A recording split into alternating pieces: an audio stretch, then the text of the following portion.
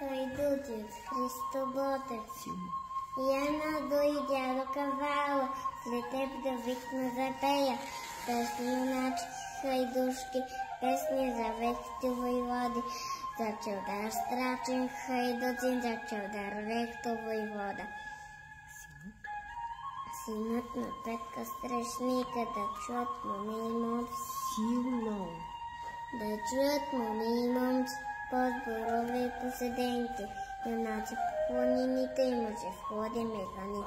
Такива деца, раждай сега, българка майка юначка, какви е момци, храни и днеска. Нашата земя хубава, че мен дядо додея, любовни песни да слушам. И съм за тако да тея, тако дядо си ромашко. И за своите кахари, черни одове, лъжно ми, дядо, жално ми, а за свири не бой се, аз нося сърце юнашко. Лос има меден за горски.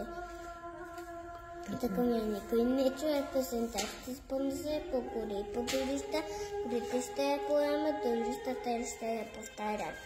И таката ми ще мине, таката дядо от сърце, а който иска да те игри, тежко няма щажа.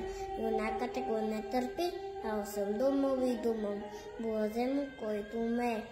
За чест и воля да мъсти добро му добро да прави, и лошия с нож по глава, ще се викна песента.